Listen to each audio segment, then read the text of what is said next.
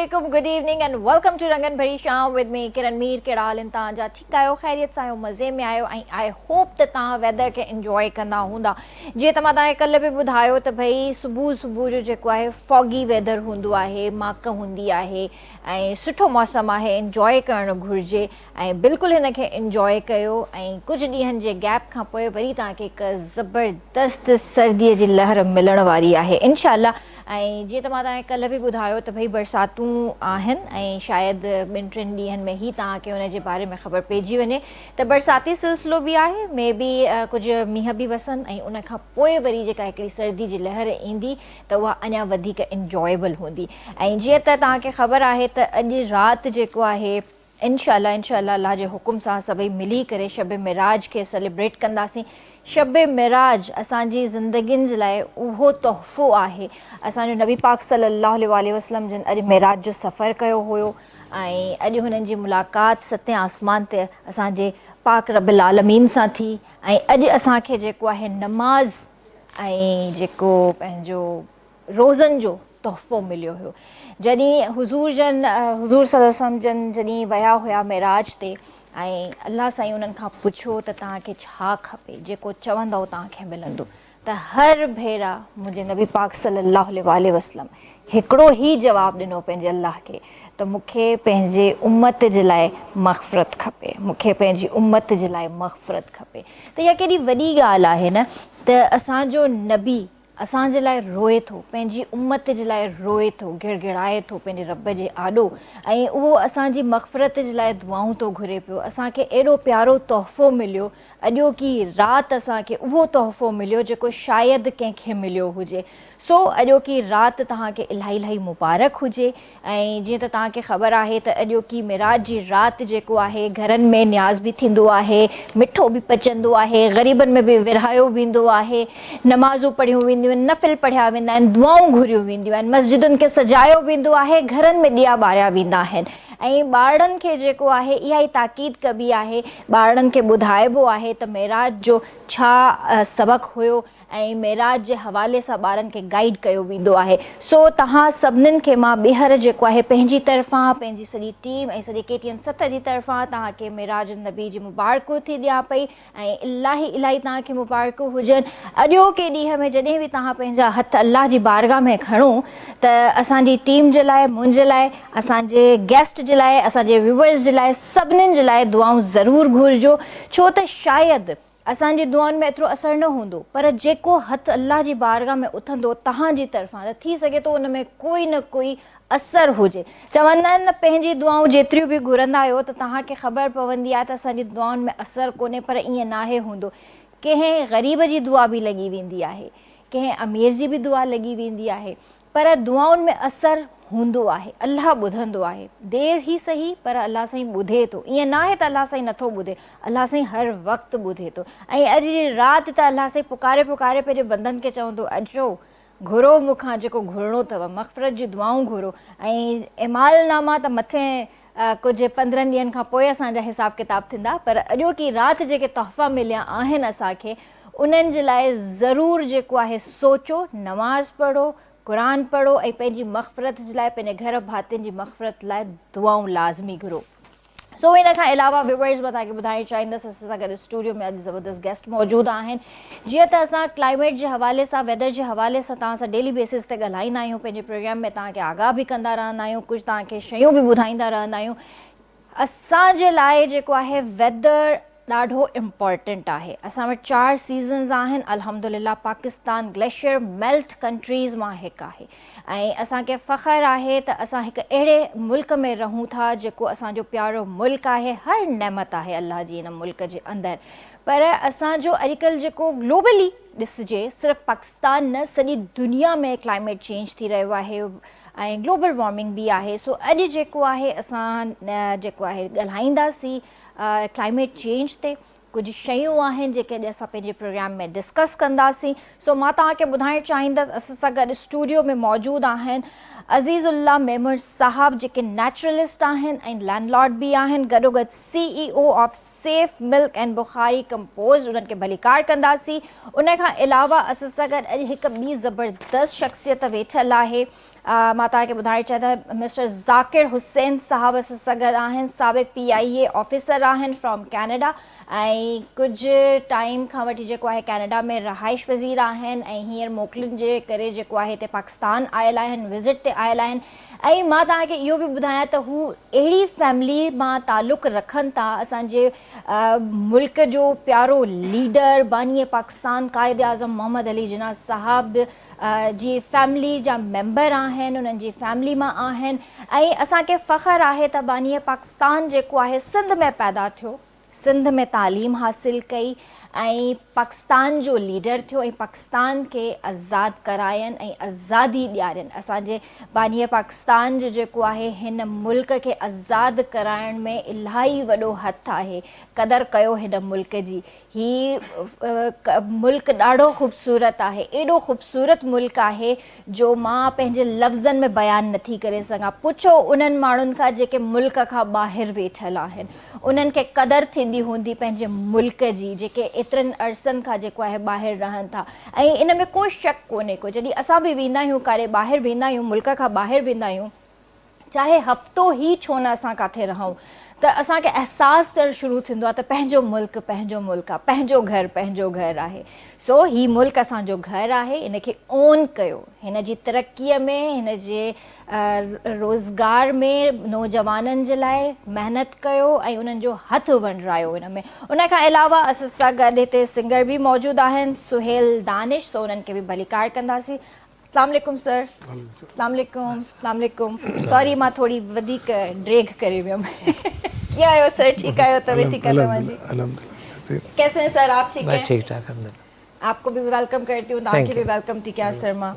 ऐं जीअं त अॼुकल्ह असां नेचर जे हवाले सां ॻाल्हि कंदा आहियूं ऐं वेदर जे हवाले सां ॻाल्हि कंदा आहियूं, क्लाइमेट जे हवाले सां ॻाल्हि कंदा आहियूं, त सभिनि खां पहिरियां त तव्हां मूंखे सर इहो ॿुधायो त अॼुकल्ह सुबुह जो जेको हिकिड़ो फॉगी वेदर थो थिए पियो ऐं ज़ीरो विज़िबिलिटी थी वञे, उहो छा आहे ऐं छाजे करे थी रही आहे? उहो तव्हांजो क्लाइमेट चेंज बि उन में किरदारु अदा करे थो। तव्हांजो जेको आहे धुआं आहिनि कारखाननि जा, तव्हांजे गाॾियुनि जा, उहे बि आहिनि।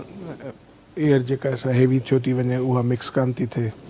उन खां पोइ तव्हांजी ऑक्सीजन जी जेका घटिताई बि आहे उन में माहौलियाती चेंज जे करे।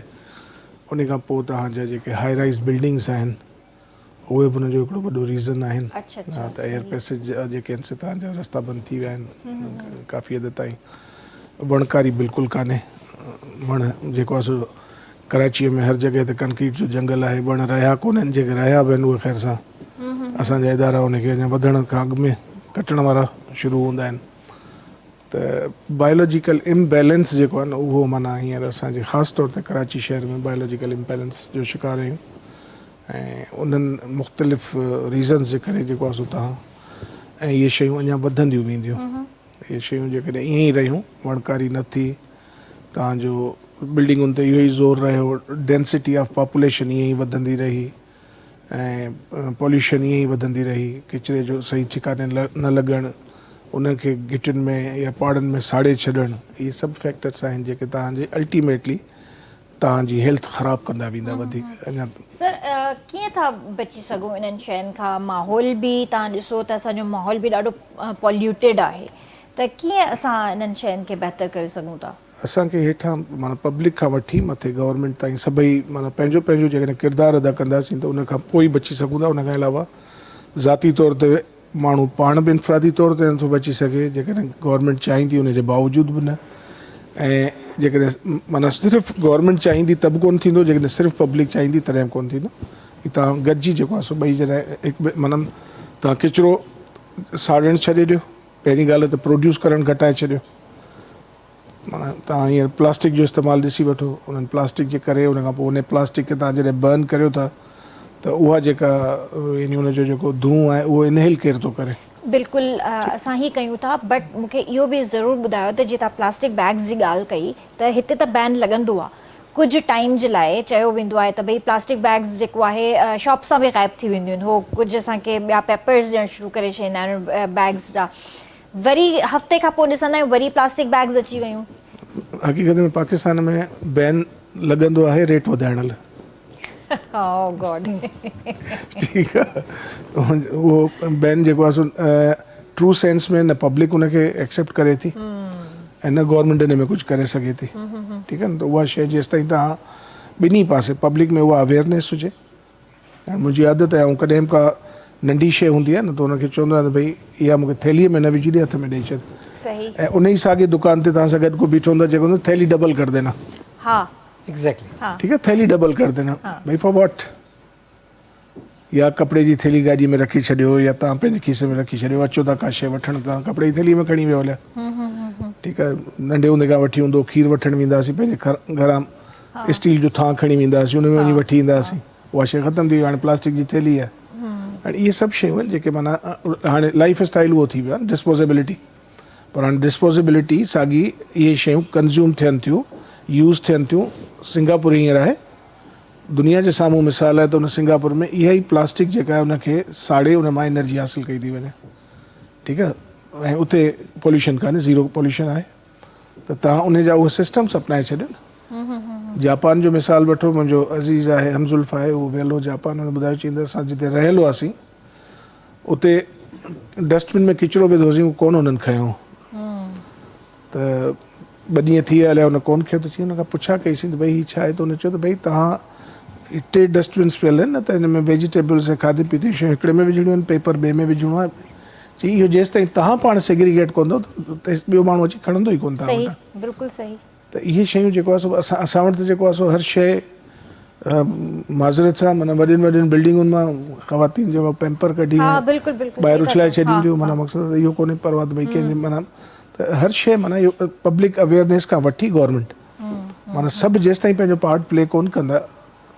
जीअं गाॾी हूंदी आहे न, उन चेन जेका आहे हुन में हिकिड़ी कड़ी बि जेकॾहिं निकितल हूंदी त गाॾी त कान थी हली सघे। 100% उहा जेसि ताईं तव्हां कोन करे सघंदो तेसि ताईं कोन थींदो। बिल्कुलु सही ॻाल्हि आहे। असांखे पाण खे ई पंहिंजे घरां खां ई इहो रोल प्ले करिणो पवंदो। ज़ात खां शुरू कंदो त तॾहिं अॻियां हली सघंदो माण्हू। बिल्कुल सही।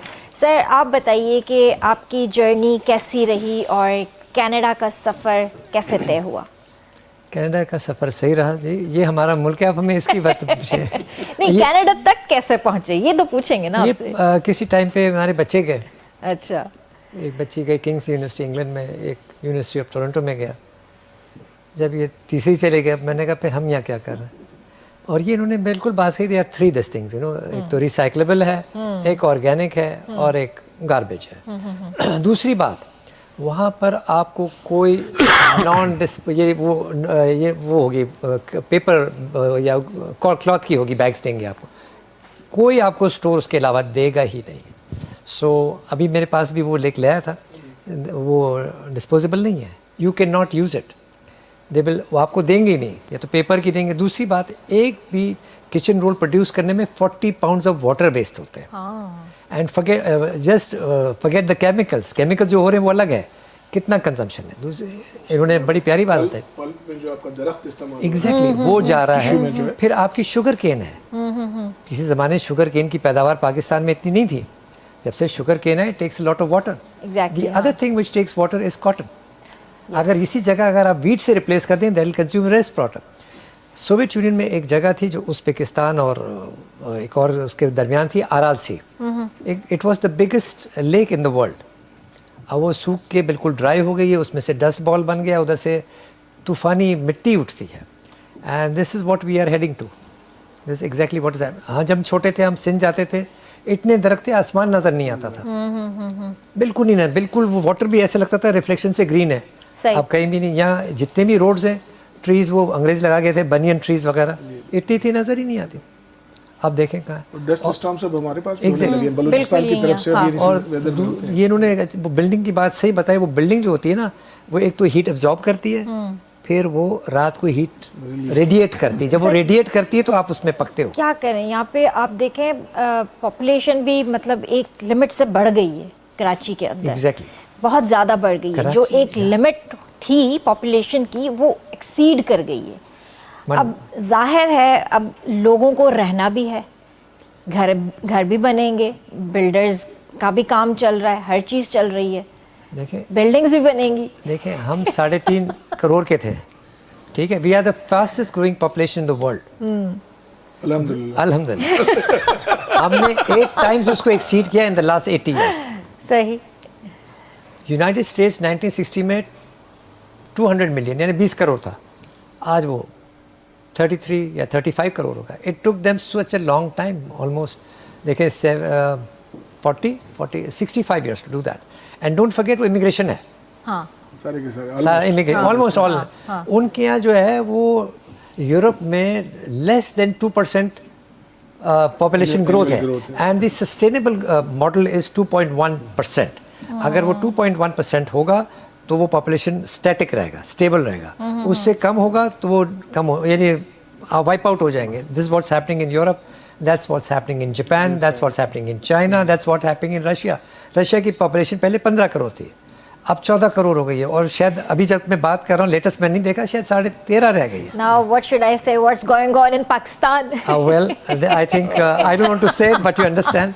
जी सर। देखें है ये कि आपके साथ वो होगा जो आपने नेचर के साथ किया है। हाँ, एग्जैक्टली। हाँ हाँ ठीक है, very true। नेचर खे ॾिसो नेचर के साथ तव्हां ज़्यादती कंदा वञो जेॾीमहिल नेचर रीबाउंस कंदी आहे न, त उन खां पोइ तव्हांखे बचण जी का जॻह हूंदी ई कान्हे।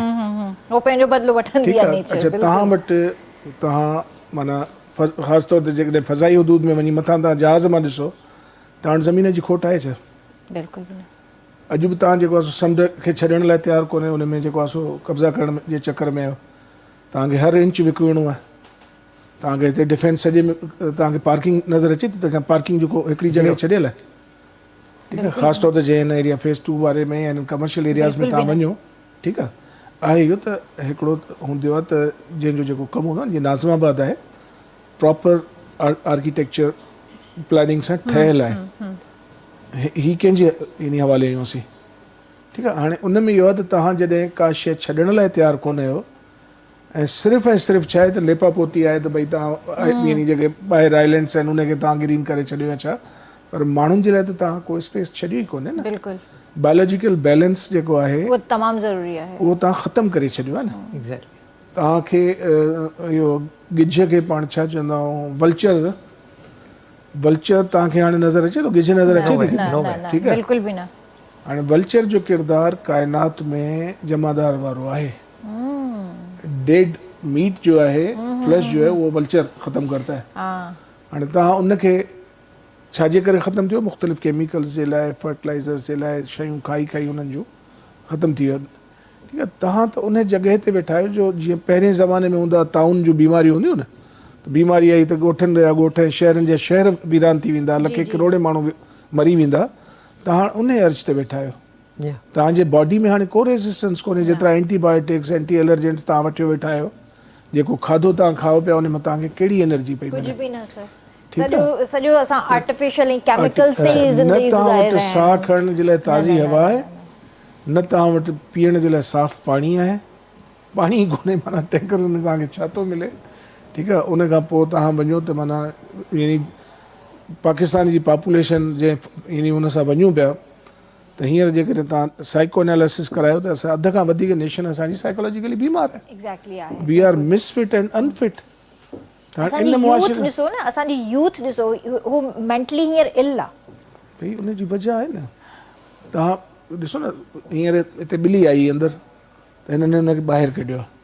हिन ॿिलीअ खे बंदि कमरे में त तव्हां रखी ॾिसो, छा कंदी? विढ़ंदी कान विढ़ंदी?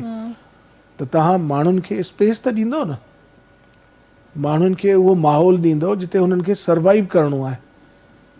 छा असांजा हिन ई पंहिंजी बिल्डिंग जी था ॻाल्हि करियूं, क्यूबिक्स आहिनि न, क्यूबिकल्स आहिनि जिसमें यानी 800-900 स्क्वायर फुटनि जे फ्लैट में 6-7 माण्हू वेहंदा, उन्हनि जी छा उन्हनि जी हेल्थ हूंदी? बिल्कुलु सही। ठीकु आहे, सुबुह जो जेॾीमहिल माण्हू घरां निकिरंदो त पाणी कोन हूंदो, उन करे मुंहं धोई कोन निकिरंदो। जंहिं बस में या जंहिं मोटरसाइकिल ते चढ़ी वीचारो वेंदो त उनखे ख़बर कान हूंदी त ऑफिस पहुचंदुसि या कोन पहुचंदुसि। ऑफिस पहुचंदो, फैक्ट्रीअ ते पहुचंदो, ख़बर पवंदी लाइट कान्हे। त हिन माना मक़सदु असां उन मुआशिरे खे उन तरीक़े सां हलायूं ई कोन पिया जिते उहो कुझु डिलीवर करे सघे। बिल्कुलु, तव्हां असांजा बि डिस्कशन्स करियूं आहिनि ऐं इलाही ज़बरदस्त सवाल भी आहिनि मूं वटि। इंशाल्लाह तव्हां सां डिस्कस कयूं था। कैसे आप? ठीक है, अल्लाह का शुक्र। क्या चल रहा है आजकल, क्या क्या सॉन्ग्स आपने बनाए न्यू? म्यूज़िक और कुछ नए प्रोजेक्ट्स पे काम हो रहा है। कौन से प्रोजेक्ट्स हैं वो? मेरे अपने कुछ ऑफिशियल सॉन्ग्स हैं, उन पे काम कर रहे हैं, तो इंशाल्लाह जल्दी देखने को मिलेंगे। अच्छा, वो आप YouTube के लिए कर रहे हैं सारा? YouTube अपने चैनल के लिए कर अच्छा। रहे हैं। पहले हम दूसरे चैनल्स पे देते थे, वो जो म्यूज़िक की अर्निंग हमारे मतलब पॉकेट हमारी यूज़ होती थी और क्या कहना है तिजोरी उनकी भरती थी। मतलब ये प्रोडक्ट हमारी है, तो अब मैंने तिजोरियां भी अपनी भरना शुरू कर दी। वो इसलिए कि अभी से हम उसको बिल्ड करेंगे तो फिर एक दिन वो बिल्डिंग खड़ी हो जाएगी। चलें, जबरदस्त, all the best, all the best. तो अभी क्या सुना रहे हैं आप हमें? अभी एक बहुत ही ज़बरदस्त सा सॉन्ग है, हमारे लेजेंड है अली हैदर साहब, उनका गाना है। वाह वाह।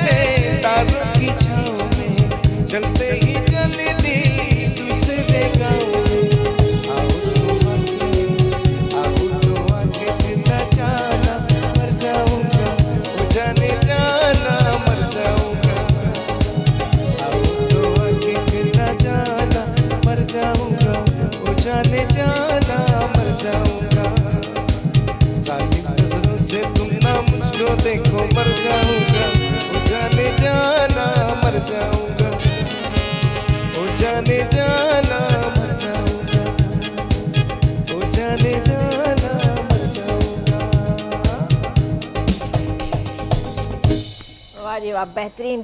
अली हैदर साहब माशाल्लाह लेजेंड सिंगर ऑफ पाकिस्तान ऐं तमामु बेहतरीन आवाज़, तमामु बेहतरीन सिंगर जिन जा फेमस गाना आहिनि। आज तो आपने अली हैदर साहब की याद ताज़ा करा दी, ज़बरदस्त। त जी व्यूअर्स ते वठंदासीं ब्रेक ऐं जल्दी हाज़िर था थियूं।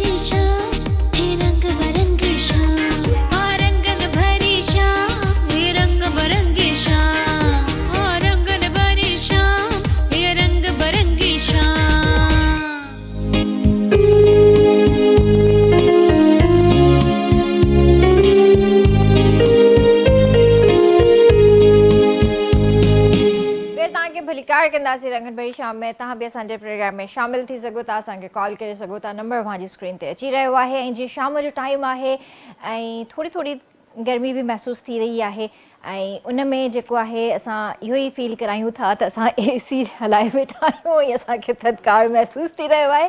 पर शाम जो जेको टाइम हूंदो आहे न, उन में चांहि मस्त हूंदी आहे ऐं जेसीं ताईं असां चांहि न पियूं त असांजा जेके थक जेके आहिनि न, उहे ख़तमु कोन थींदा आहिनि। इहो हिकिड़ो मिथ आहे, पर इनखे जेको आहे असां ॾाढो उहो खणी वेंदा आहियूं, मथे ते सवार करे चईंदा आहियूं त न चांहि पीअंदासीं त असांजा थक ख़तमु थींदा। हालांकि अहिड़ो कुझु बि न हूंदो, इहो साइकोलॉजिकल हूंदो आहे। हा, चांहि जी तासीर थधी आहे, चांहि पियो, इंजॉय कयो। ऐं चांहि जॾहिं हुजे टपाल मेज़बान त पोइ क्या ही बात है। त टपाल मेज़बान जेका सिंध जी नंबर 1 चांहि आहे ऐं तव्हांखे ख़बर आहे त जश्न जमालो असांजो हली रहियो आहे।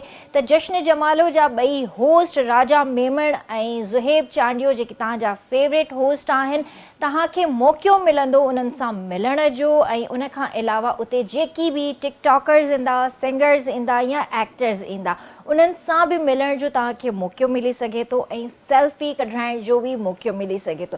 तव्हांखे करिणो सिर्फ़ु हिकिड़ो कमु आहे। टपाल मेज़बान जेका सिंध जी नंबर 1 चांहि आहे, इन जा पैक्स जेके आहिनि तव्हांखे मार्केट मां ख़रीद करणा आहिनि। उन जी चांहि ठाहिणी आहे, पाण खे बि पीअणी आहे ऐं पंहिंजे दोस्तनि महिमाननि सभिनीनि खे पीआरणी आहे।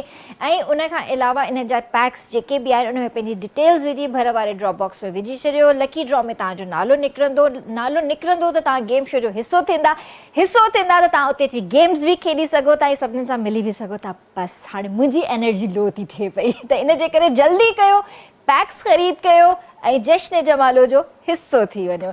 सर, त मां तव्हां खां पुछणु चाहींदसि त एक्चुअली क्लाइमेट चेंज आहे छा ऐं असां इन मां छा सबक़ु हासिलु कयूं? क्लाइमेट चेंज आहे जेको असांजी कुदरत सां कयल ज़्यादती, सिंपल वर्ड्स में नेचर खे पंहिंजो कमु न करणु ॾिनो वियो। ठीकु आहे न, नेचर जी रस्ता रोक कई वई।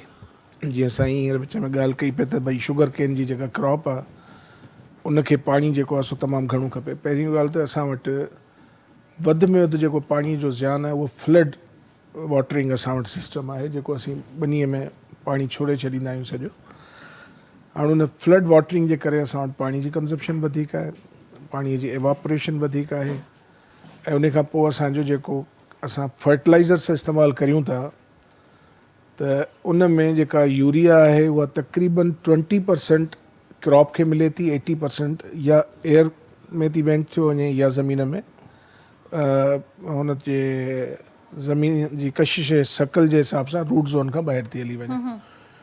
ठीकु आहे, उन खां पोइ हाणे ज़मीनूं असां जो जेके आहिनि से हार्ड पैन्स क्रिएट थी विया आहिनि इन्हनि केमिकल्स जे करे बि, ट्रैक्टर जी खेड़ीअ जे करे बि। शहरनि जी ॻाल्हि करियूं त हाणे असां वटि उहे मिक़दार कोन रहिया आहिनि, त असां माना ओतिरा वण कोन आहिनि, ओतिरा स्पेसिस कोन आहिनि जेतिरा स्पेसिस माना पॉपुलेशन खे खपनि। रहण जा असांजा जेके तरीक़ाकार आहिनि उहे चेंज थी विया आहिनि। ख़ुराक जेका आहे असांजी कुदरती कान रही आहे, उन में जेको केमिकल्स जो जेको इंडक्शन आहे उहो हद खां वधीक आहे। जो असांजे माना जेके फसलुनि ते केमिकल्स ऐं पेस्टिसाइड्स इस्तेमालु थियनि था त साईं हिनखे उहो कंदो, सेकेंड कंदो त इहे ॿाहिरि वञण खां काफ़ी सारा मुल्क असांखे बैन करे छॾींदा आहिनि त भई तव्हांजो जेको हिन में जीअं असांजा एप्पल के वक़्त में बैन थिया हुआ, मैंगो असांजा कॾहिं माना उहे थींदा आहिनि। त इहे शयूं जेके आहिनि से जॾहिं बॉडी में तव्हांजे वञनि पियूं न त उहो तव्हांजी माना एटमॉस्फेरिक डैमेज बि थिए पियो ऐं फिज़िकल डैमेज जेको तव्हांजो आहे उहो थिए पियो। साईं जी थोड़ी देर पहिरीं ॻाल्हि पे कई पाणीअ जी, त असां वटि आप सर कितना फरमा रहे थे कि 47 में 5000 क्यूसिक्स पर पर्सन था, फिर अभी lately 1000 and now we have reach level of 800 cusecs पर पर्सन। ठीक है। अच्छा, हाणे इन में तव्हां चयो त सवात खां शुरू थियो जितां तव्हांजो दरिया सिंध शुरू थो थिए जी, कहिड़ो शहर आहे जंहिंजो जेको म्यूनिसिपल वाटर आहे, ठीकु आहे, वेस्ट वाटर आहे, उहो दरिया सिंध में कोन थो शामिल थिए? कभी आप भी नारायण का खान वगैरह गए होंगे, बिल्कुल, होटल का जो ड्रेन है वो सारा फुजला जो है उसी में शामिल हो रहा है। बिल्कुल सभिनी शहरनि खे वठंदा अचो, सभिनी शहरनि जो ड्रेन वाटर अनट्रीटेड तव्हांजो दरिया सिंध में अचे पियो। हाणे उहो पाणी तव्हांजे पीअण जे क़ाबिल कोन्हे। उन जे लाइ जेका उन जे सफ़ाई जे लाइ जेका शइ तव्हांखे खपे उहो तव्हां कोन पिया वठो, एग्जैक्टली। उहे पैरामीटर्स तव्हां कोन पिया खणो, ठीकु आहे। उन खां पोइ तव्हांजा जेके केमिकल्स इस्तेमालु थियनि था त उहे जेके हेवी मेटल्स आहिनि, जेके वेजिटेबल्स वग़ैरह ते हुननि ते जेके इस्तेमालु थियनि था, त उन खां पोइ उहे भाॼियूं तव्हांजे कंज़म्पशन जे क़ाबिल कोन आहिनि। तव्हां वटि हींअर मोनोक्रॉपिंग जे करे तव्हांजी ज़मीन जी फर्टिलिटी ख़तमु थी चुकी आहे। तव्हां जे ज़मीन में हिकिड़ो तीलो बि नथो अची सघे जेसिताईं तव्हां यूरिया DAP इहे शयूं न ॾियो। अॼु खां 60-70 साल पहिरीं जॾहिं तव्हां वटि 1900 में 1950 समथिंग में पहिरीं यूरिया जो जेको कारखानो लॻो, उन खां पहिरीं तव्हांजी वणकारी थींदी हुई न। ख़ोराक तव्हां वटि हुई, यूरिया तव्हां वटि कोन हो, पेस्टिसाइड तव्हां वटि कोन हो, पर उन जे बावजूदि तव्हां वटि क्रॉप्स हुआ, हेल्दी फूड हो, ठीकु आहे। हाणे उहे सभु शयूं तव्हां जेके आहिनि से ख़तमु कंदा आहियो, तव्हांजी ज़मीन जी फर्टिलिटी ख़तमु थी, ठीकु आहे। उन खां पोइ तव्हांजी एयर क्वालिटी तव्हांजी ख़तमु थी, पाणीअ खे तव्हां पाण पॉल्यूट करे हेठि मोकिले छॾियो, ठीकु आहे। हाणे तव्हांखे सिहत मिले किथां?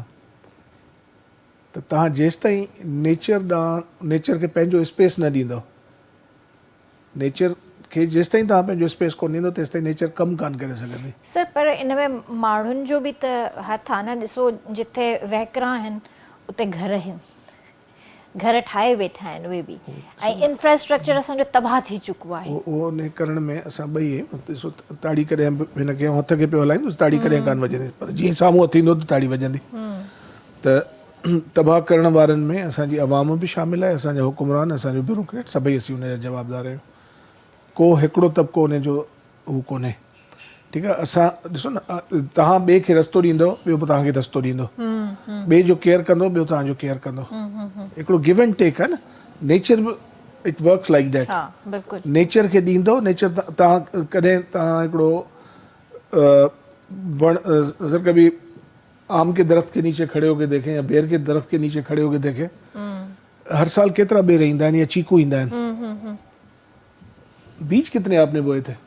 सही, वन टाइम।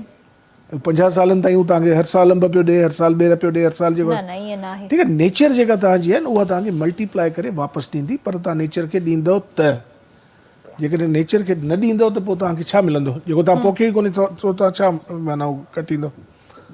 त उन तरीक़े सां तव्हांखे नेचर ॾांहुं आहिस्ते आहिस्ते पंहिंजा उहे आहिस्ते आहिस्ते छा, पर हाणे त तव्हांखे ख़ासि तौर ते जीअं ग्लेशियर्स जी हाणे तव्हां सवेर ॻाल्हि कई, हाणे ग्लेशियर्स जहिड़े तरीक़े सां मेल्ट थियणु शुरू थी विया आहिनि त पाण दुनिया जा मुंहिंजे ख़्याल में चंद मुल्कनि मां उहे जेके अॻियां हली जिते पाणीअ जे करे जंगूं बि थींदियूं ऐं माण्हू माण्हूअ खे बि खाईंदा। ऐं अमूमन हिकिड़ी ॻाल्हि कंदो आहियां जंहिंखे अञा ताईं मुंहिंजे ख़्याल में कंहिं लेवल ते शायदि संदो कोन वियो आहे, तव्हां वटि ॿिज पंहिंजो कोन्हे, आपके पास बीज अपना नहीं है, ठीक है। ॿिज हाइब्रिड ॿिज तव्हांखे हर साल ॿाहिरां ईंदो, तव्हां पोखी करे सघंदो, ठीकु आहे। तव्हांजा ग्रासिस सभु उन्हनि जा ॿिज ॿाहिरां था अचनि। हाणे थोरी देरि जे लाइ हिकिड़ा 2 साल तव्हांखे ॿाहिरां ॿिज न मिले, छा कंदासीं? खाईंदो छा? ठीकु आहे। जानवर खे न खाराईंदो त तव्हां वटि गोश्त जी ऐं खीर जी सप्लाई बंदि, ठीकु आहे। मुर्गी जेका आहे तव्हांजो जेको ब्राइलर आहे, जेको पाण गोश्त तौरु खाईंदा आहियूं, उहा आनू कान थी ॾेई सघे, अंडा नहीं दे सकती, ठीकु आहे। जॾहिं उहा बेदो कान ॾींदी त सिर्फ़ु उन जो हिकिड़ो आहे यूज़, तव्हां हुनखे खाओ। अंडे वारी जेका मुर्गी आहे उनजे अंडे मां वरी दुबारा चूज़ो कोन निकिरंदो, it's a non fertile egg, ठीकु आहे। इन्हनि शयुनि खे हासिलु करण लाइ तव्हांखे ग्रैंड पेरेंट फ्लॉक ॿाहिरां आणणो आहे। त तव्हां यानी एतिरा जकड़ियल आहियो जो तव्हां सोचे नथा सघो। अल्लाह मदद कंदो इंशाअल्लाह। इसमें 7 कंपनियां हैं, 7 कंपनीज जो हाइब्रिड देती है, जेनेटिकली मॉडिफाइड कंपनीज, जिसमें मोसांटो भी है। दूसरा, this causes cancer, number 1। Number 2, it affects your organs. और सिंगापुर में ये जो आप वॉशरूम का जो वाटर है उसको इतनी अच्छी तरह क्लीन करते हैं कि वो दोबारा एज वाटर सप्लाई करते हैं। आपको पता है कि हमारी शिप्स एक मरतबा जो बाहर नेवी की होती हैं और ये बाकी दूसरी होती हैं, उनमें रस्ट लग गया, तो they sent it to UK. उन्होंने कहा ये कितना जल्दी क्यों रस्ट हो रहा है? उसने कहा this is not sea water, this is sewerage water. हम ट्रीट करके नहीं डालते। आप जाएं सैटरडे संडे जाएं या सॉरी ड्यूरिंग द वीक जाएं, सारा जो आपका वेस्ट वाटर है ना समुद्र में डाला जाता है। सैटरडे संडे वो स्टॉप करते हैं, वो भी शायद कभी छोड़ देते हैं। वो आपको वाटरफॉल नजर आएगा, वाटरफॉल नहीं है वो नहीं है। उसके अलावा कैटल कॉलोनी में, भैंस कॉलोनी में तकरीबन 8 खां 10 लख जानवर आहिनि। उन्हनि जो जेको वेस्ट वाटर आहे, गोबर आहे, उहो सॼे जो सॼो अनट्रीटेड समुंड में वञे थो। ठीकु आहे। अच्छा इनखे, अच्छा अब इसको यानी रिसाइकिल करना एॾो को वॾो कमु ई कोन्हे, एॾो वॾो कमु कोन्हे, पर कंदो केरु, कंदो केरु? सर ये वॾा वॾा सवाल आहिनि, सवाल या निशान आहिनि बल्कि। आहे उहो त ॾिसो न, आहे इहो तव्हांजी इहे जनरेशन्स आहिस्ता आहिस्ता थी इन्हनि आहे इहो त सिर्फ़ु ज़िंदा त न आहे न रहणो, यानी सिर्फ जिंदा रहना नहीं है, क्वालिटी ऑफ लाइफ भी तो चाहिए। एग्जैक्टली चाहिए। ठीक है, अगर आप क्वालिटी ऑफ लाइफ नहीं रखेंगे तो जो कुछ आप कमा रहे हैं, जिन चीज़ों के पीछे भी आप पड़े हुए हैं, कब तक आपके काम आएंगी? सही ॻाल्हि आहे। असां पंहिंजी सिहत जो ख़्यालु न रखंदासीं त उहो जेको पैसो आहे उहो कहिड़े कम जो, उहो त उन में ई वेस्ट थी वेंदो न। अल्टीमेटली ये तो सॼी ज़िंदगी तव्हां डोड़ो था, कमायो था, आख़िर में छा थो थिए? अस्पतालुनि जे हवाले। हा बिल्कुलु ई। अच्छा ख़ासि तौर ते वरी उन में माना हिकिड़ो अचे थो त शॉपिंग सेंटर भरियल आहिनि ऐं हॉस्पिटल्स भरियल आहिनि। ठीकु आहे, जेको तव्हां कमायो पिया तव्हांजी फैशन इंडस्ट्री, ठीकु आहे, उहा रेट रेस ख़तमु न पई थिए। ठीकु आहे, माना सम्झ में ई कोन थो अचे त हाणे त घर में ॿारनि खे सम्झाइजे थो न त यानी तव्हां पुराणियूं ॻाल्हियूं था करियो। तो बाबा सर मैं तो यानी यकीन करें कि खातून बैठी हुई हैं, हम ऐसी बातें घर में ही करता हूँ यार। यानी आप दुल्हन की ड्रेस कितने की है जी? 20 लाख की है, 50 लाख की है, 60 लाख की है। यार कितने घंटे पहनोगी? Once you can not repeat. अच्छा कभी भी नहीं पहन सकते दोबारा। अच्छा दोबारा पहन ही नहीं सकते। नहीं। तो व्हाट इज द फन? अच्छा उसके बाद थोड़ी सी देर के लिए यानी अब तो कुछ मेकअप आर्टिस्ट अच्छी आ गई हैं जो अच्छा मेकअप कर देती, वरना अगर 10-15 साल पहले देखें तो डर लगता था मेकअप आपको। ठीक है। अच्छा अब उसके पीछे लाखों रुपए आप खर्च कर रहे हैं और वन और टू इस कलाक बिन जलाए, कलाक बिन जलाए तामा ना। एग्जैक्टली। अच्छा अब इसका हिसाब यानी मैं कल परसों की बात है, सूरह नमल शायद थी, मैं उसका तर्जुमा बैठ के पढ़ रहा था। उसमें अल्लाह कहता है कि जब अल्लाह किसी कौम को तबाह करने का इरादा कर लेता है तो वो उस कौम के बड़े लोगों को अयाशी पे लगा देता है। सही, बिल्कुल और इस वक्त अगर देखा जाए हर तबका हम में से, ऊपर वाला भी, दरमियाना भी और नीचे वाला भी, सारे के सारे उस रेस में आ गए। Beyond our means we are spending. Exactly. हाँ ईअं आहे। हाणे माना मक़सद आहे त उहा उन्हनि तबाहियुनि ते उन्हनि शयुनि में असांखे हज़ारे लखे ख़र्च करण लाइ, कंट्रीब्यूट था कयूं न उनमें हज़ारे लखे रुपया ख़र्च करण लाइ आहिनि। हेल्थ ते ख़र्च करण लाइ जेको साउंड ना है, बिल्कुल भी ना है। उनजी अवेयरनेस साउंड वहाँ बिल्कुल भी कोई। सर आपसे सवाल ये करना चाहूँगी कि माशाल्लाह आप बानी पाकिस्तान की फैमिली से ताल्लुक़ रखते हैं, तो उनके साथ कोई वक्त, कोई ऐसा कोई टाइम हो या कोई ऐसी चीज़, कोई बचपन की जो आपके माइंड में हो? मैं आपसे अर्ज़ करूं, पहली बात मैं उस टाइम पे पैदा नहीं हुए थे, लेकिन ये वो होता है ना कि बचपन की कुछ बातें होती हैं जो बड़ों ने बताई हो, बुजुर्गों ने बताई हो। जो बताए आप शायद नहीं मैं ये नहीं कह रही कि आप उस टाइम में पैदा हुए थे। नहीं, एक मरतबा मैं उनके कटआउट के साथ खड़ा था, ये मरीना क्लब में या कहीं पर, कायद आज़म और फातिमा जिन्ना के साथ। तो एक लड़की ने कहा मैंने आपकी तस्वीर देखी थी कायद आज़म। मैंने कहा उस वक्त पैदा नहीं हुआ। अच्छा, so I can tell you one thing, I can tell you things जो किताबों में नहीं है। किताब में तो आप खुद भी पढ़ लेंगी, गूगल कर लेंगी, कुछ कर लेंगी। Number one, let me tell you, because वो जिन्ना साहब जो थे, बचपन में जैसे लोग गोलियां खेलते थे जिसको कंचे आम जबान में कहते हैं, तो वो आए he saw cat you know they are playing के दिस थिंग, ये मार्बल्स खेलते। उसने कहा why don't you get up and stop playing in the mud. I mean उसमें जो किताब वो है कि व्हाई आप क्रिकेट क्यों नहीं खेलते?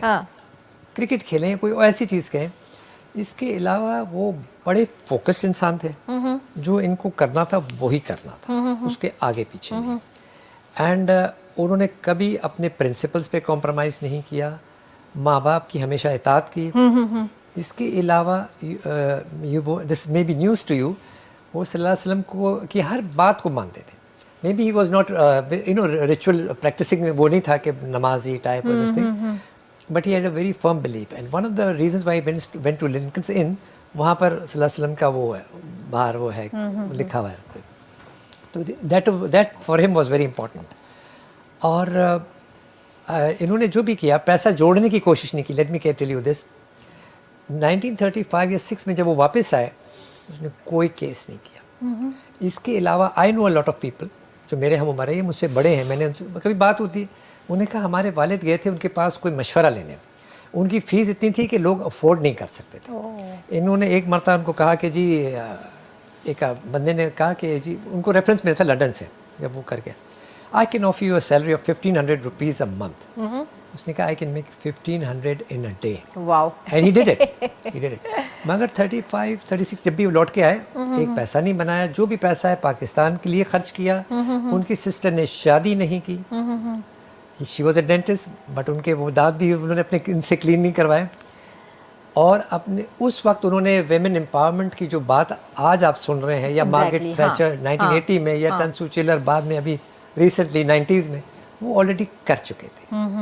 और अफवाह जैसी चीज़ों का उन्होंने और पाकिस्तान वेमेन एसोसिएशन की बुनियाद डाल दी थी, because they understood that without the productive capacity of हमारी लेडीज़ ये कौम आगे बढ़ने नहीं बढ़ सकती। तो अब आप पठानों को देखें, they may not look like you know कि पढ़े लिखे हम, क्योंकि हम तो जज करते हैं ना ऑप्टिक्स पे कि जी कपड़े क्या पहने। तो वो बेचारे बेशक कम कमाते हो, मगर वो अपनी लड़कियों को तालीम ज़रूर देते हैं। You go to KPK, you will find all the girls, जिस तरह से वो अपने बच्चियों को पढ़ा रहे हैं ना, दूसरे सूबों में उस लेवल पे नहीं पढ़ा रहे। एंड ग्रेजुएट तो कराते हैं, बेशक वो हाउस वाइफ बन जाए, बिकॉज नेपोलियन ने कहा था give me a nation of good mothers and I will give U a nation of good soldiers. Exactly, हाँ। तो ये सारी बातें थी और बड़े फोकस थे इनके पास। इनका जो भी था, ये मोहत्ता पैलेस है या जो भी है, उनकी फैमिली को नहीं दिया इन्होंने। आप उनकी बहुत सारी वीडियोस देखेंगे कि जी वो यहाँ ट्रैवल कर रहा है, कोई उस पे मिनी पे है, कोई बुरे हाल में, किसी औलाद को नहीं दिया उन्होंने, कोई डायनेस्टी नहीं बनाई, नंबर 1।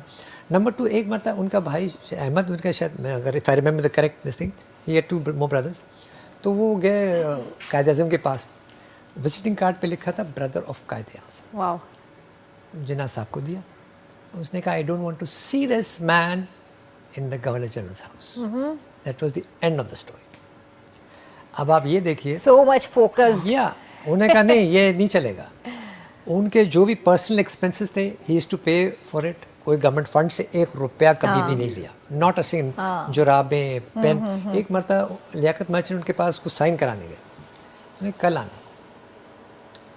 नेक्स्ट डे क्या, उन्होंने कहा अगर आपने साइन नहीं, कल क्यों नहीं किया? उसने कहा इसमें गवर्नमेंट की इंक थी। Okay, what a character. हाँ, ये कैरेक्टर की बात होती। खाना पीना, फातिमा जिन्ना को चाय चाहिए थी, उनकी एंड में तबीयत बहुत ख़राब थी, तो वो हर रोज़ अपना अकाउंट चेक करते थे। ये चेयर कौन सी चेयर, ये इतने रुपए, 400-500, इट वॉज एन एक्सपेंसिव। ये किसने लिया? आपकी बहन ने। She pay from her own pocket. हाँ, वो रिटर्न कर दिया था, आई गेस सो। उसके अलावा एक नर्स ने इनको अप्रोच किया कि सर मेरी आप ट्रांसफर करते, कहते go and refer to the ministry concern, I have no powers. आजकल छोटे से छोटा आदमी ऐसे पावर आपको दिखाएगा ना कि आपके चारों तबक रोशन हो जाएंगे। उसने ये हाल तो कर दिया पाकिस्तान को। चले इसी बात पे एक गाना भी एंजॉय कर लेते हैं। जी जी जी बिल्कुल। सही, क्या सुना रहे आप? बोर तो नहीं हो रहे? नहीं, मैं एंजॉय कर रहा हूँ और मैं बहुत सारा नॉलेज ले रहा हूँ इनसे, है ना। आज आप दबंग भी लग रहे हैं, सलमान खान वाला गेटअप भी है, दानिश नवाज वाला लुक भी दे रहे हैं। मैं सुहेल दानिश हूँ। सुन के जो सुनाएंगे ना वो सुन के कुछ अच्छे ही सुना दो भाई। इंशाल्लाह।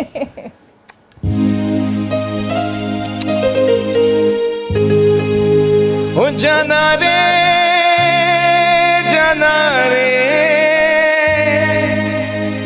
आजा आजा आजा रे जाना रे।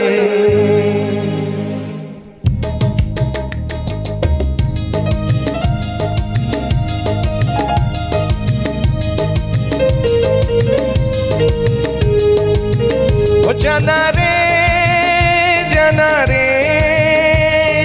आजा आजा आजा रे जाना रे। ओ जाना रे आजा आजा आजा रे जाना रे। हम सिंध में रहने वाले सिंधी मेहमान नवाज हैं सारे। हम सिंध में रहने वाले सिंधी मेहमान नवाज हैं सारे। दिल से तुझको दावत है कभी आओ न पास हमारे, दिल से तुझको दावत है कभी आओ न पास हमारे। हम सिंध में रहने वाले सिंधी मेहमान नवाज हैं सारे, हम सिंध में रहने वाले सिंधी मेहमान नवाज हैं सारे।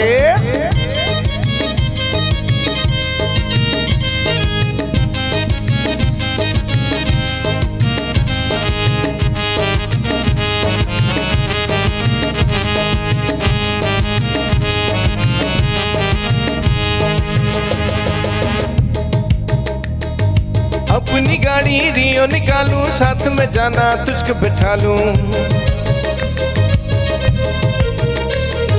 अपनी गाड़ी रियो निकालूं, साथ में जाना तुझको बिठा लूं। मछली पल्ला खिलाऊं तुझे सिंधु दरिया के किनारे, मछली पल्ला खिलाऊं तुझे सिंधु दरिया के किनारे। हम सिंध में रहने वाले सिंधी मेहमान नवाज हैं सारे, हम सिंध में रहने वाले सिंधी मेहमान नवाज हैं सारे।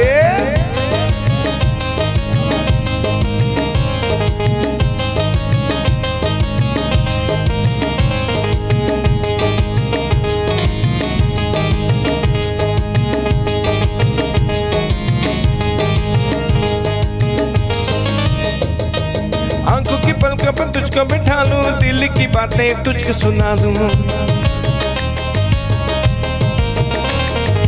आंखों की पलकों पर तुझको बिठा लूं, दिल की बातें तुझको सुना दूं। सामने आके बैठो जाना सुन लो दर्द हमारे, सामने आके बैठो जाना सुन लो दर्द हमारे। हम सिंध में रहने वाले सिंधी मेहमान नवाज हैं सारे, हम सिंध में रहने वाले सिंधी मेहमान नवाज हैं सारे। दिल से तुझको दावत है कभी आओ न पास हमारे, दिल से तुझको दावत है कभी आओ न पास हमारे। हम सिंध में रहने वाले सिंधी मेहमान नवाज हैं सारे, हम सिंध में रहने वाले सिंधी मेहमान नवाज हैं सारे।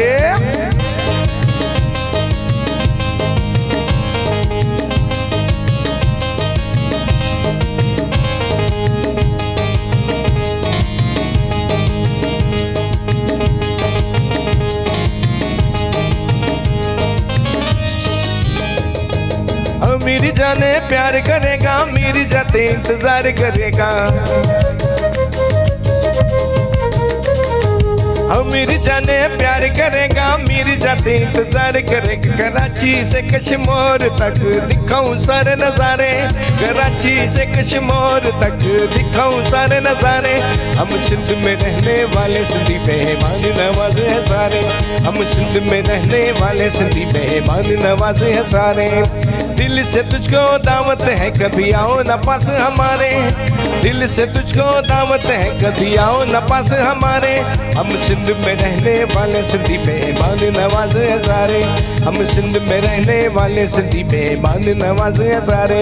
हम सिंध में रहने वाले सिंधी मेहमान नवाज हैं सारे, हम सिंध में रहने वाले सिंधी मेहमान नवाज हैं सारे, हम सिंध में रहने वाले सिंधी मेहमान नवाज सारे। वाह वाह वाह वाह, ज़बरदस्त ज़बरदस्त। व्यूअर्स हिते वठूं था ब्रेक, ऐं ब्रेक खां पोइ जल्दी हाज़िर था थियूं।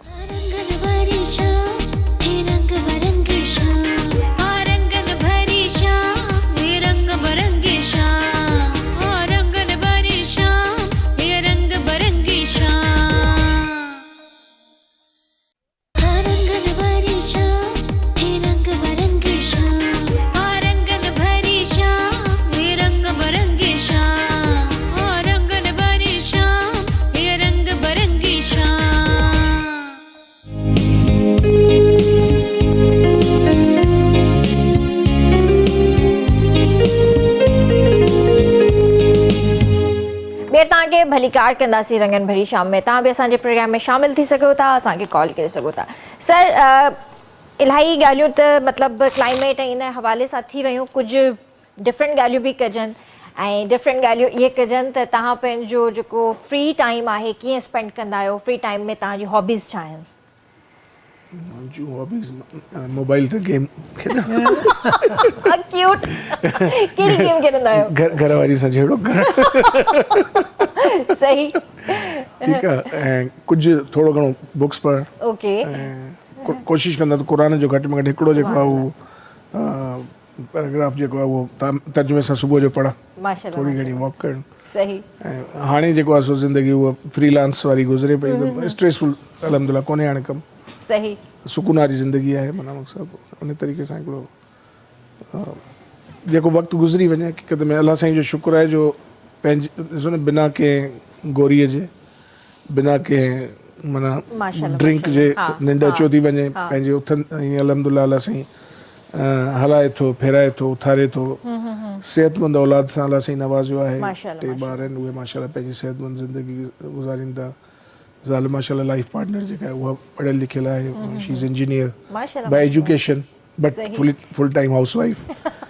ठीकु आहे, त अलहमदिल्ला लाइफ इज़ वेरी गुड। ऐं कुझु चंद दोस्त बि आहिनि जिन सां माना हिकिड़ो ऐं सोशली बि एक्टिव आहियूं, हिते फेज़ 1 में रिहाइश त उन करे पाड़े जा जेको मस्जिद जे करे काफ़ी सारा 25-30 दोस्त आहिनि जिन सां सम्झो त कंटिन्यूस हुन में हूंदा आहियूं, कॉन्टेक्ट में हूंदा आहियूं। सही त इहा ठीक। थोरो ऐं खाधे में छा पसंद आहे?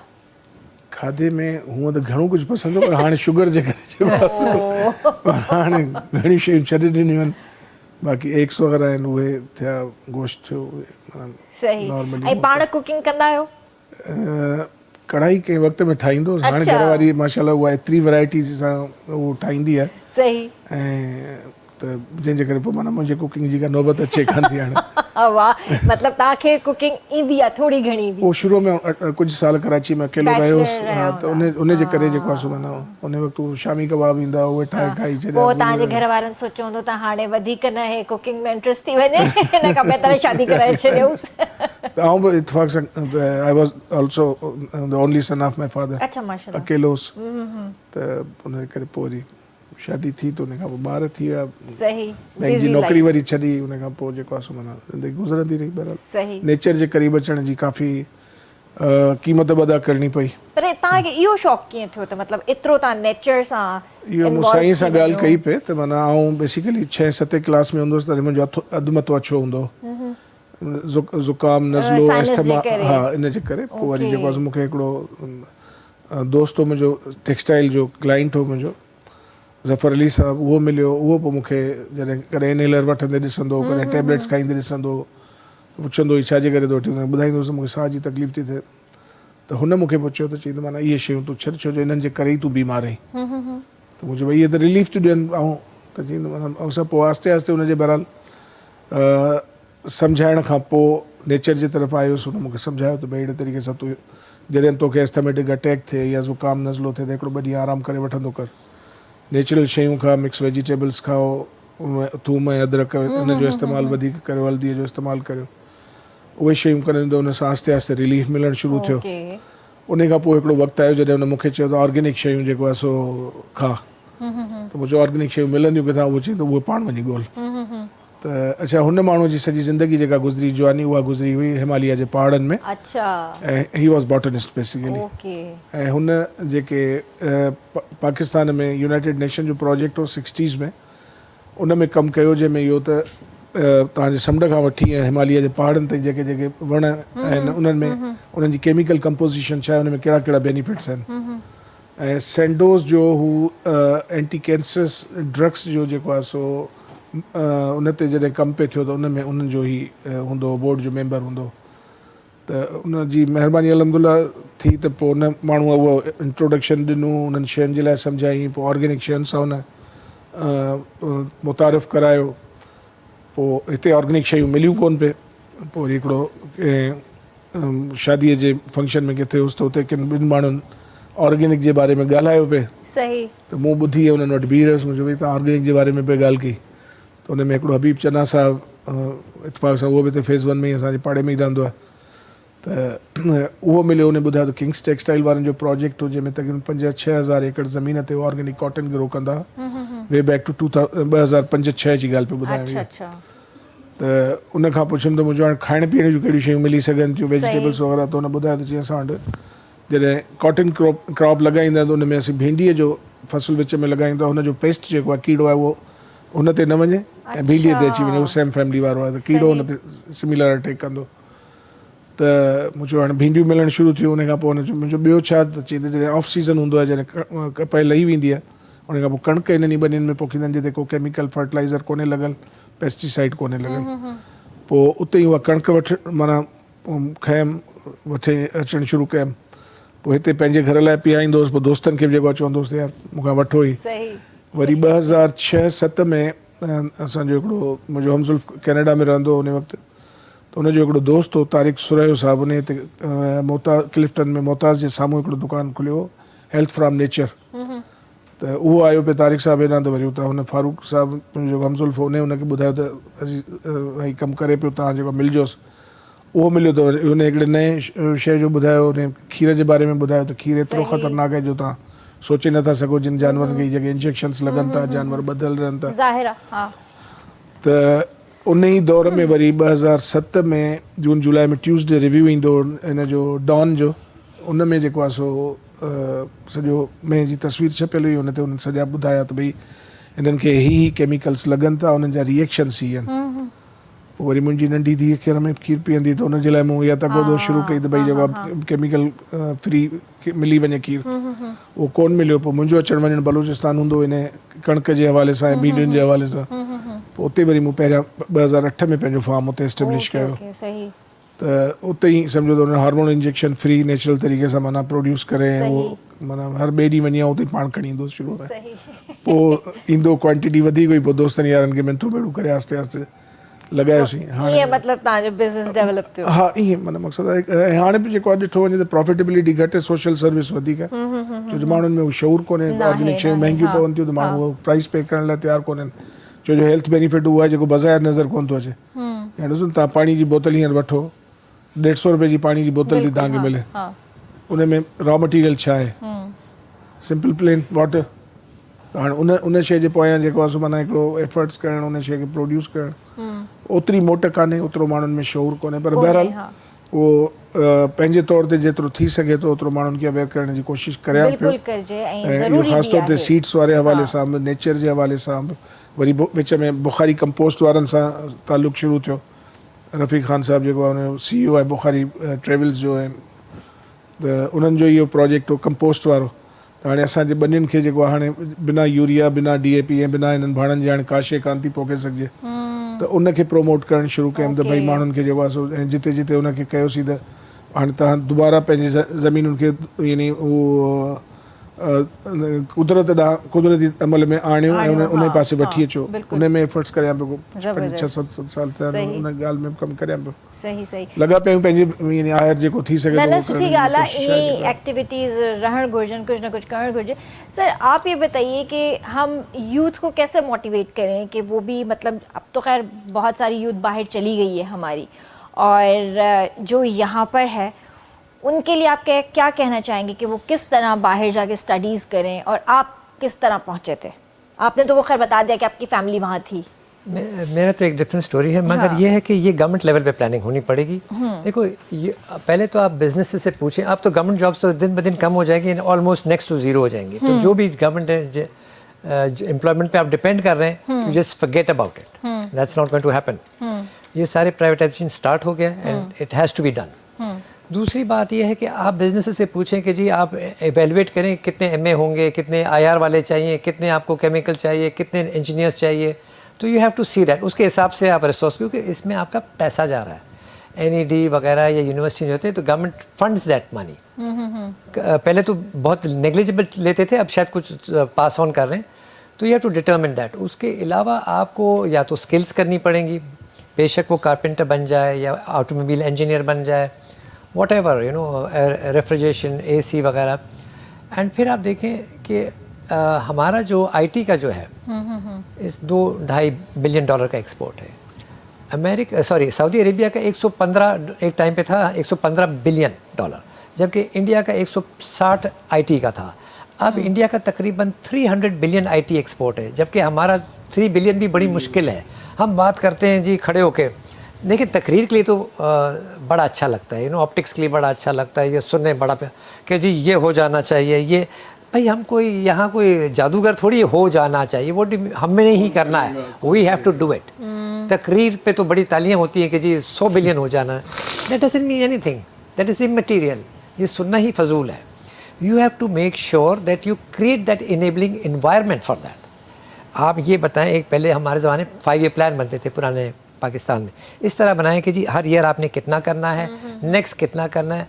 अब आप ये सोचे मैं चाबी या एक जादू की छड़ी लेके 100 billion, that's not going to happen. ये सब बेकार बातें हैं. और आईटी का बहुत स्कोप है, there is no doubt. Call centres है, डेटा सेंटर्स हैं. इसमें आपको एक चीज़ चाहिए, इंटेग्रिटी ऑफ डेटा. आपका क्लाइंट का डेटा वो पास ऑन करके फॉरवर्ड ना कर दे किसी को, क्योंकि उसमें सारे उनके बहुत सारी सेंसिटिव इन्फॉर्मेशन होता है, बैंक अकाउंट नंबर होता है, हैक हो सकता है, बहुत सारी चीज़ें हो सकती हैं. You just do that. और बहुत सारी बाकी चीज़ों को आपको बड़ा कर्टेल करना चाहिए कि एम अरेबिक इतने हम इससे ज़्यादा नहीं निकालेंगे, क्योंकि आगे एम्प्लॉयमेंट नहीं. फिर वो आके खड़े होते हैं जी, इश्तिहार लगाते हैं, नो जॉब्स. भाई आप उसमें गए, आपको पहली बात जाना नहीं चाहिए, मगर उन बेचारों को पता भी नहीं होता क्या करें. अपॉर्चुनिटीज हैं यहाँ पर, लेकिन यहाँ पे हम ये कहते हैं ना कि हमें जॉब्स नहीं मिल रही. अपॉर्चुनिटीज हैं, जॉब्स हैं, लेकिन वो एजुकेशन नहीं है, वो शऊर नहीं है. यही आपसे अर्ज कर रहा हूँ. और ज़्यादातर ये भी देखा गया है कि गवर्नमेंट जॉब होनी चाहिए. क्यों होनी चाहिए? देखें, सिंगापुर में they are hardly any government job. उन्होंने कहा strictly on merit, Yes, only merit.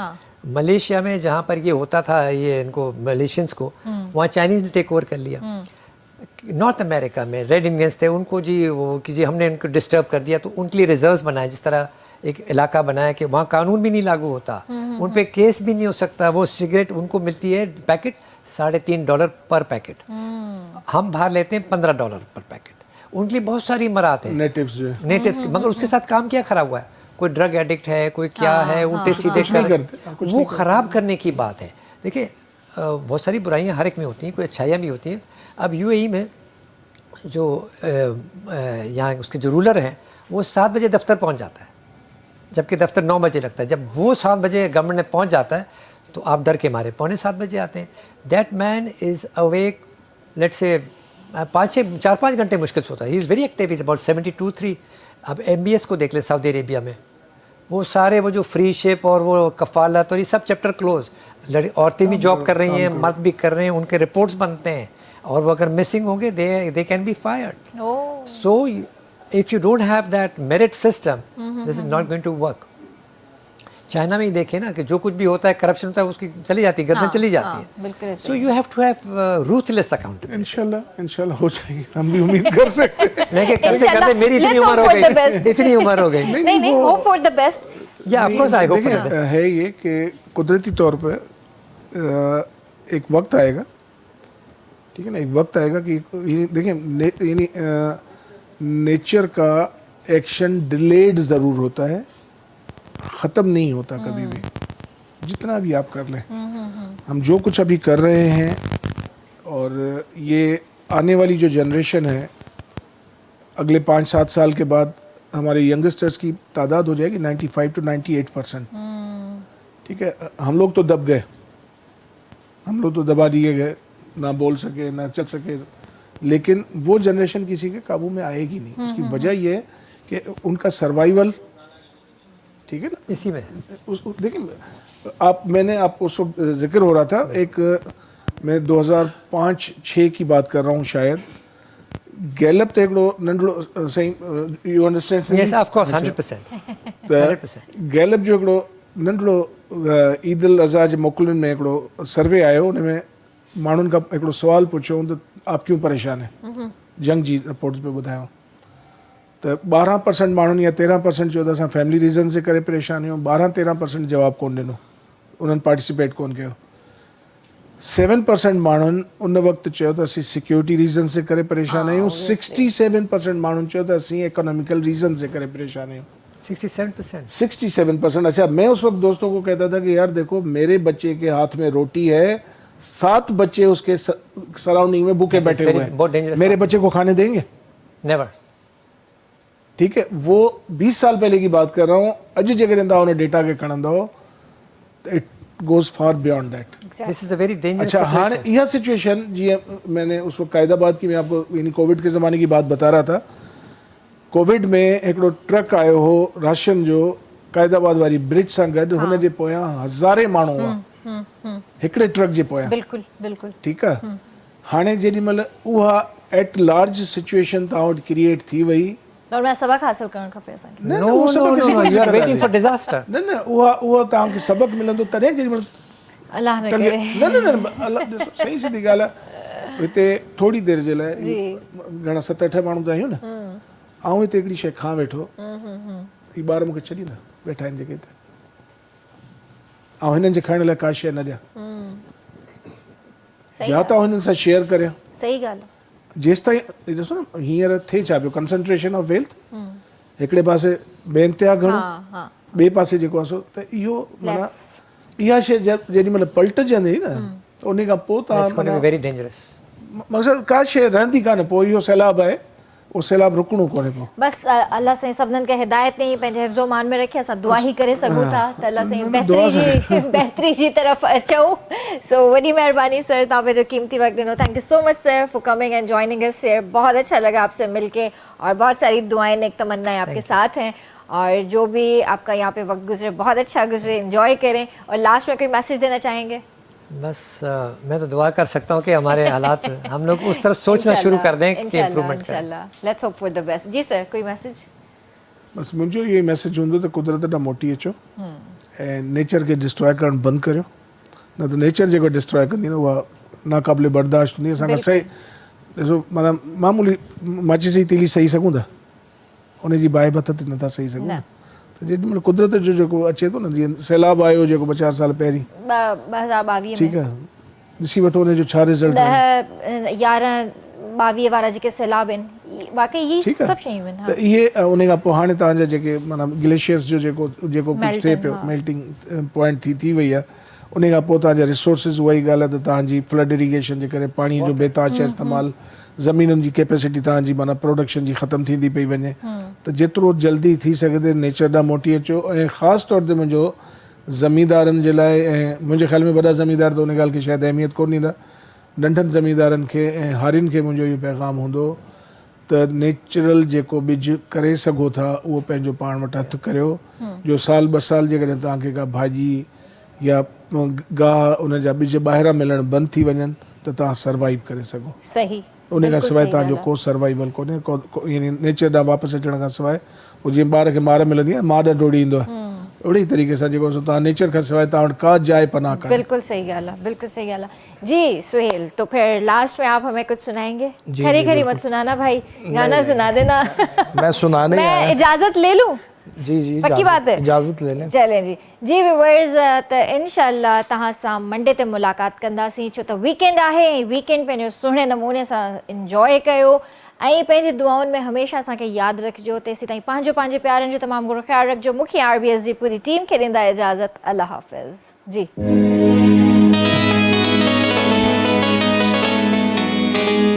जिंदना में कर जागा लोकी कहते छड़ माया, जे मैं छड़िया ते मर जागा।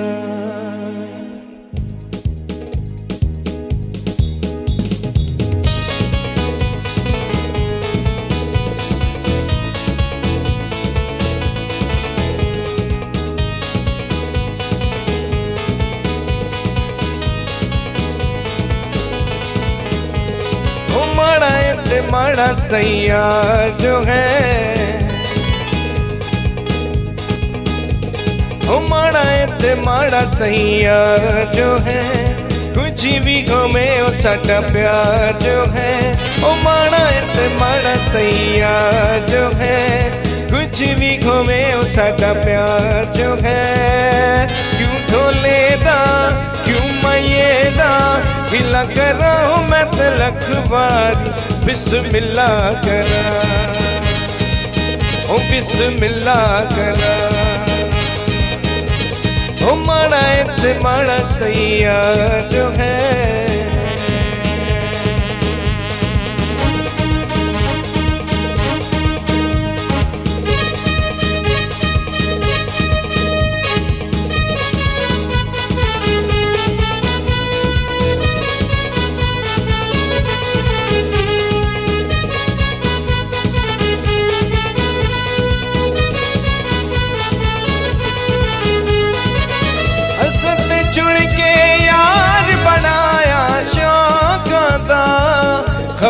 केड़ा मुल लगदा इन्हां लोकां दा।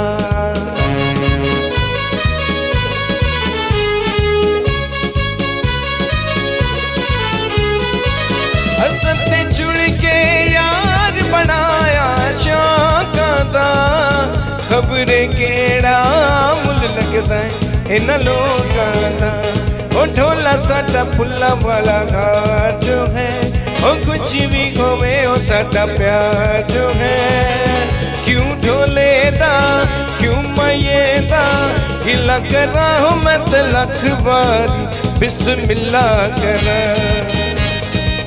ओ बिस्मिल्ला करा। कमीज तेरी काली ते सोने फुल्ला वाली, कमीज तेरी काली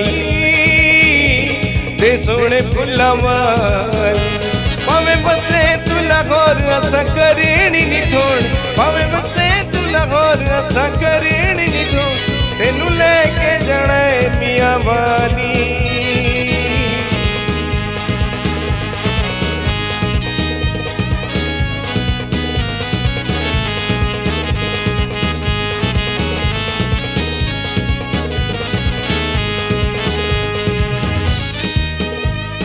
ढोला सानू प्यार दे नशियां ते लाके, ते हुण साडा जानू नहीं बनदा। चंगे भले हस साडी जिंदगी बचा के, ते हुण साडा जानू नहीं बनदा। जानू नहीं बनदा,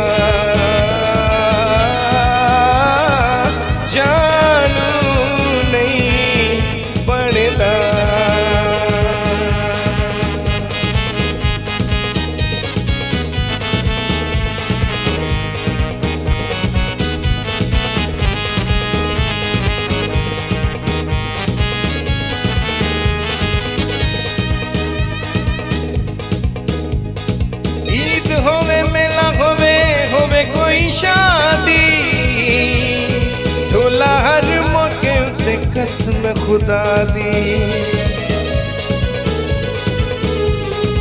ईद होवे मेला होवे कोई शादी, ढोला हर मौके उत्ते कसम खुदा दी। असा तेनू वेख्या है बड़ा अज़मा के, ते हुण साडा जानू नहीं बनदा। ढोला सानू प्यार दे नशियां ते लाके, ते हुण साडा जानू नहीं बनदा। ते हुण साडा जानू नहीं बनदा, ते हुण साडा जानू नहीं बनदा। ते हुण साडा जानू नहीं बनदा, ते हुण साडा जानू नहीं बनदा। ते हुण साडा जानू नहीं बनदा, ते हुण साडा जानू नहीं